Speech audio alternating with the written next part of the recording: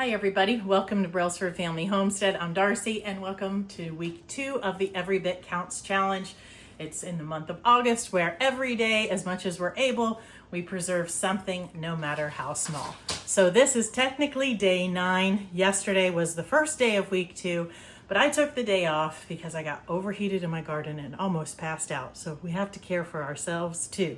So today I went and harvested this lemon balm and it smells great. I have never grown lemon balm before, so if you have your favorite recipes or uses for lemon balm, please leave them in the comments. So I am going to go put this on my mesh drying rack that I have showed you before, and we'll see you back tomorrow for day 10. Hi everybody, welcome to day 10 of the Every Bit Counts Challenge. Today I am going to be dehydrating some tomatoes. I'm not going to do a lot because I want to make sure I really like this. I've made tomato powder before with tomato skins and I just was not a fan. But I have dehydrated cherry tomatoes and used them in like Marry Me chicken and things like sun-dried tomatoes, and it was delicious. And other people said tomato powder made with whole dehydrated tomatoes is much better, and then you add a little water for tomato paste. So I want to try that. So I have this bowl here. I'm going to cut them up and dehydrate them. We'll grind them into powder once they're dry, I'm assuming tomorrow. And the other thing is, this is Every Bit Counts, right? There's these 3 Thai chilies that I harvested today. I have never grown these before. I have eaten them before. But I'm really excited. A sweet viewer, Janet, and her husband sent me a bunch of seeds last year, and these were one of them, so I'm so excited. Thank you.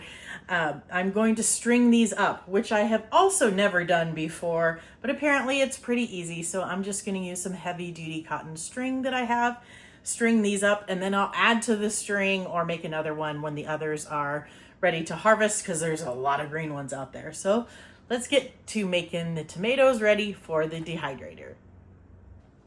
I'm not super concerned with how these are cut since I'm dehydrating them. I think I'm just going to slice them kind of thin to lay them out. I guess that's not super thin, but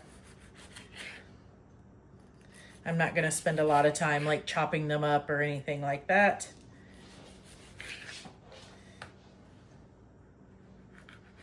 Go through and get all of these sliced.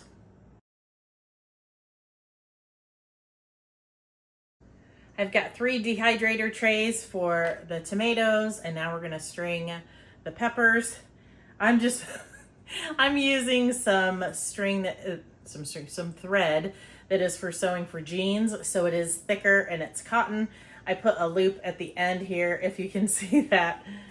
And I clearly need to buy some more needles for hand sewing. I don't do a lot of hand sewing, lots of machine sewing though, because this is the shortest needle and it was really hard to thread this.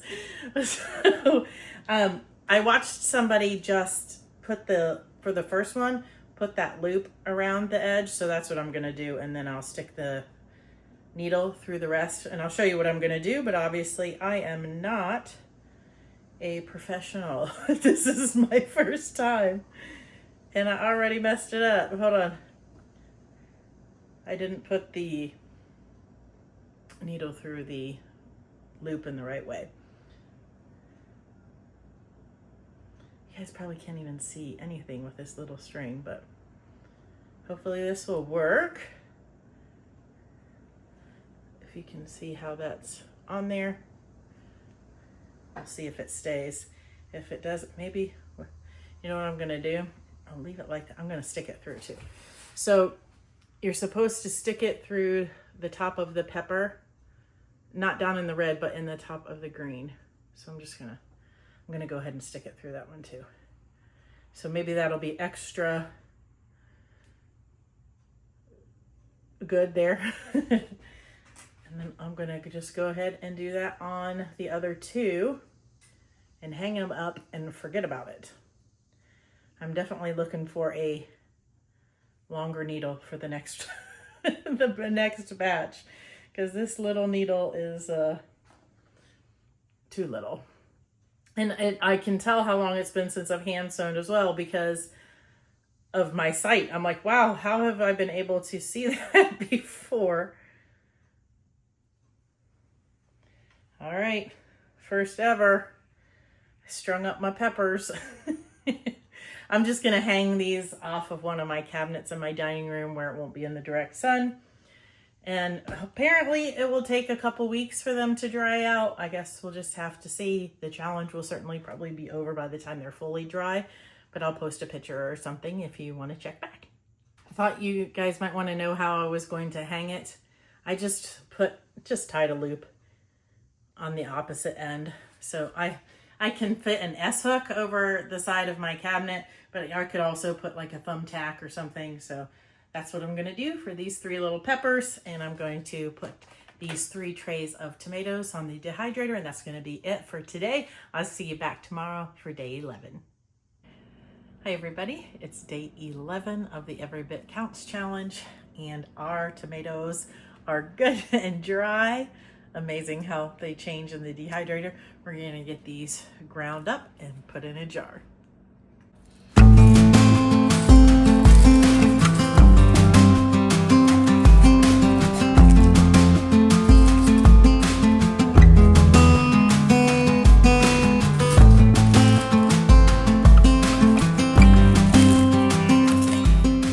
Got it all ground up. This is a pint jar, so that's not a lot, but that will be a good amount for me to give it a try and to see if I like it and decide if I want to make some more. It smells really good, so but definitely make sure your tomatoes are very, very, very dry. The one I showed you was if after they cooled and they don't snap, then they're not going to blend well in your grinder. You know, they may have still some like just oil that's keeping them more flexible or rubbery. And so you want it really dry and you'll end up with a nice powder like this. So we will get into something else a little bit later today. I'll be back soon. I went out to the garden and picked some banana peppers, so I'm going to can these up and I'm going to use the recipe in here for pickled hot peppers. And the recipe calls for a mix of peppers, but you don't have to. You can use all one kind, so that's what I'm going to do. I have a brine in my kettle. I haven't heated it up yet. That is just water, vinegar, and some crushed garlic that it calls for in there. So now we need to slice these up. Some of these are pretty big, so they may not fit in my little chopper slicer. I may have to do it by hand, but I will be wearing gloves. And I did do something earlier that I did not bring you along for, and I don't know that it counts for preserving, but we're gonna say that it does. Okay, I made up 7 of these. These are, if you ever use those boxes of corn muffin mix, that's what this is, but it's made homemade. And I use this when I make like corn casserole and things like that. So I made 7 of these up. If you want the recipe for this, I'll put the video for that here, but I really like having these on hand and I vacuum sealed those. So let's get the peppers sliced up.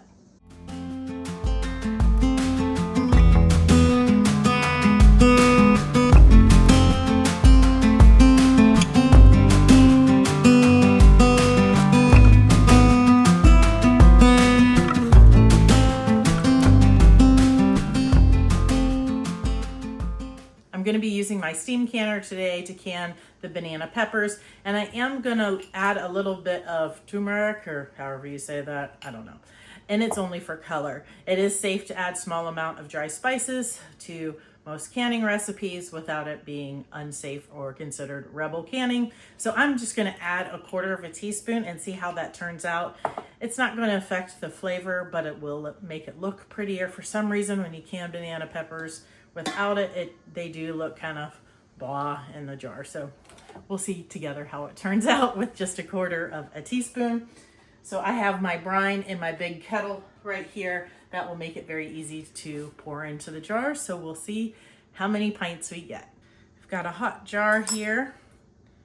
We need to fill this to a 1/2 inch headspace. We're gonna pack it full of peppers first and then add the brine. And I'm gonna put the turmeric, how do you say that? I really should look it up.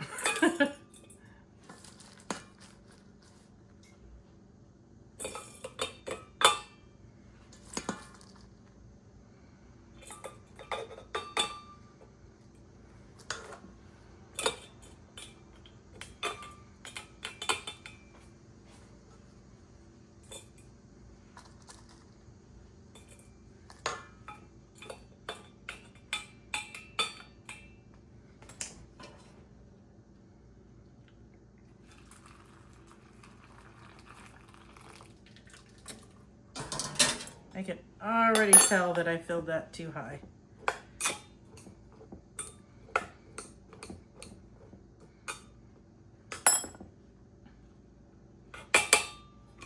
Let's see how much. Actually not too much. All right, now we need to wipe that rim.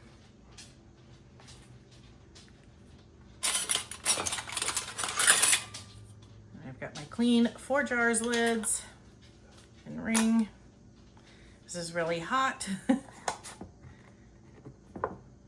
Get that in the canner.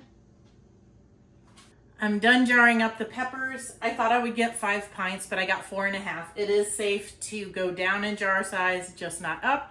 These are gonna process for 10 minutes after they come up to temperature in my steam canner. I'll show you what they look like when I bring them out. The banana peppers are out of the canner and they look beautiful, and that color is great. I will try to remember to show you tomorrow what they look like compared to some other banana peppers that I canned without the turmeric. But that's gonna do it for day 11. We'll see you back tomorrow for day 12. Hi everybody, welcome back for day 12.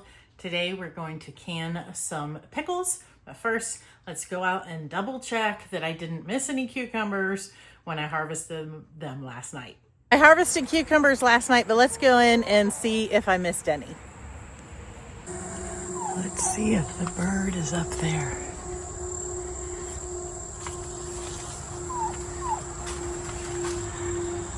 There is a nest right there.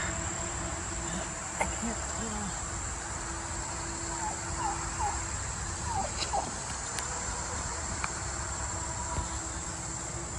Maybe you can see. All right, let's see if I missed any cucumbers.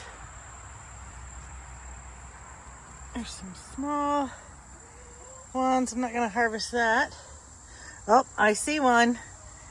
I missed it probably because the T-post is right there. Any more? That's a weird one. I think that's it. I've got all my cucumbers washed.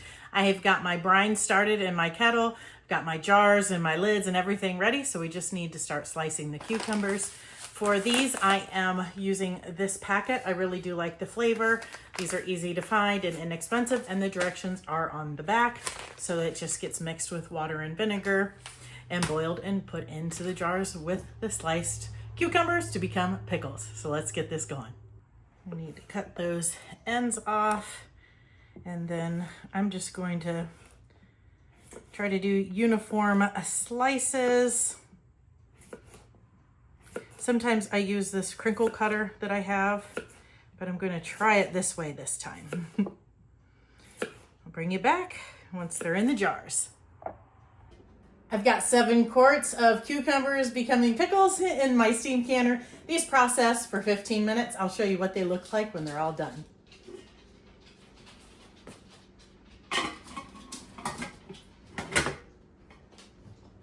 While we're waiting on those pickles, I wanted to show you the banana peppers from yesterday. Aren't those pretty? And as promised, I want to show you the difference between them and the others that I canned. So this one was just the pickled hot peppers from the Ball book with a 1/4 teaspoon of turmeric added, which was just for color, which turned out beautiful, and that is safe. This was, I think, the National Center for Home Food Preservation recipe for yellow pepper, banana pepper rings, and it has celery seed and mustard seed in it and no turmeric, so the color is very different. It's still pretty, it will still be delicious, but that shows you the color difference. But you don't need food dyes and things. Your food will taste delicious. A little turmeric will make your banana peppers stay bright colored. The pineapple mint that we put on the drying rack recently is nice and dry and ready to join the other pineapple mint in this jar. So let's get it packed in. I love this can opener, by the way.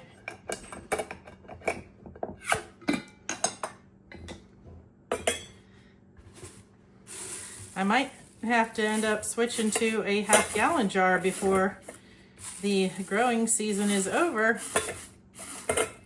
but we can get this all to fit. We'll just cram it in there. I'm not leaving anybody behind.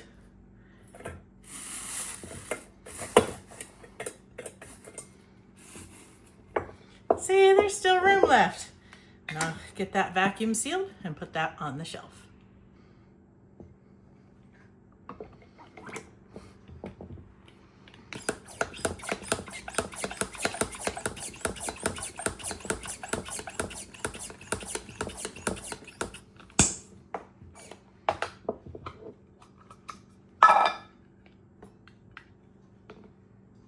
While the pickles are processing, I'm going to go ahead and process these tomatoes for more tomato powder. So I'm going to get them washed up, cored, sliced, and put on the dehydrator trays. I got 4 full dehydrator trays of tomatoes to go in for tomato powder. I didn't use all of those tomatoes. I actually had more than I thought, so I have a few left here. They'll keep, but also I'm going to eat a tomato sandwich. I don't know about you guys, but I've been eating a tomato sandwich every day for, I don't know, 2 weeks. Got to get my fill in, right? The pickles are done processing.